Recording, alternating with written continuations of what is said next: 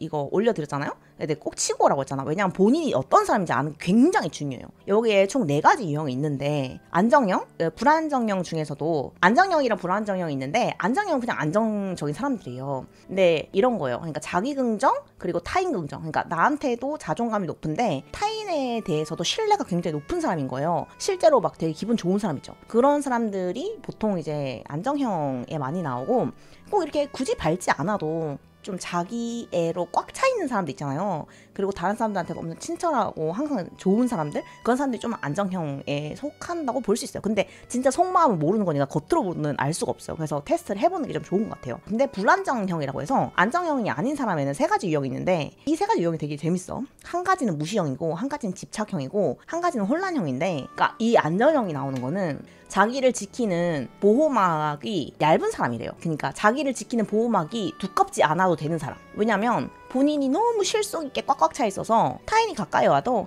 얼른 와 이렇게 하고 안아줄 수 있고, 나 스스로도 너무 탄탄해서 어디 내놔도 내가 걱정이 없는 거야. 물가에 내놓은 이순신 장군 같은 느낌이에요. 뭔 말인지 알겠죠? 이순신 장군님이 물가에 있으면은 든든하잖아요.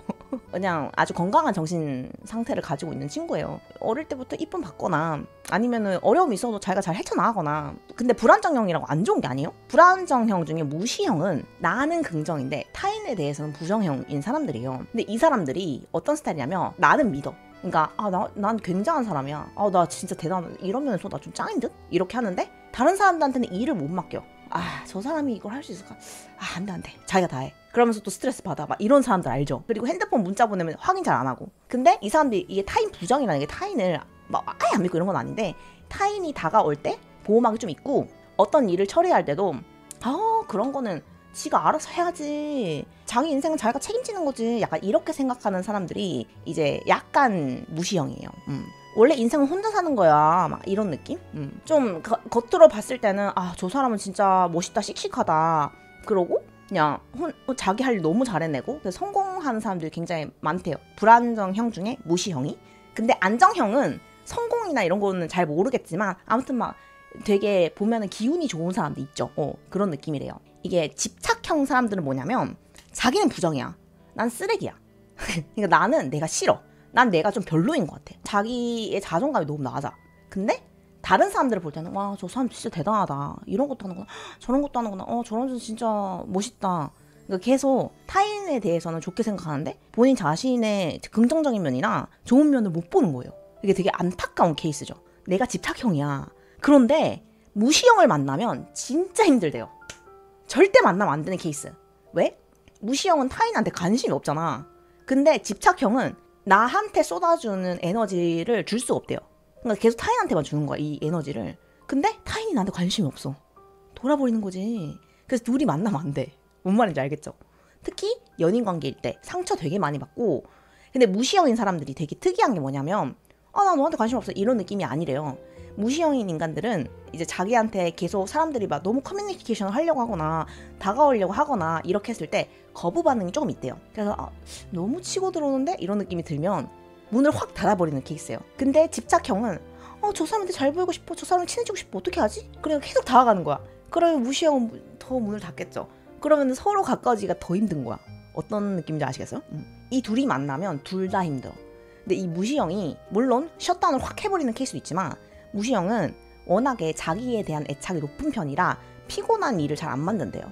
그래서 천천히 거리감을 두면서 쥐도 새도 모르게 도망간다는 거야. 근데 집착형은 그걸 또 귀신같이 알았는데, 그래가지고 진짜 스트레스를 많이 받는 타입의 인간형이에요.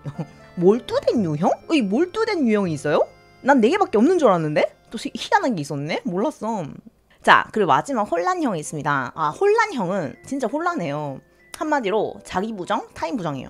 자기 스스로에 대한 그런 신뢰감도 좀 없지만 타인에 대한 신뢰감도 없는데, 이게 신뢰감이 없다는 게 안 믿어 이게 아니라 그냥 두려운 거예요. 누가 나한테 다가오는 것도 조금 두렵고 나한테서 너무 가까워지는 것도 두렵고 멀어지는 것도 가까워지는 것도 두려운 거야. 그래서 이 사람들은 좀 이랬다가 저랬다가 하는 성향이 있대요. 그래서 어떨 때는 확 가까워졌는데 어떨 때는 아니야 도망쳐버리고. 그러니까 관계가 제일 어려운 거야.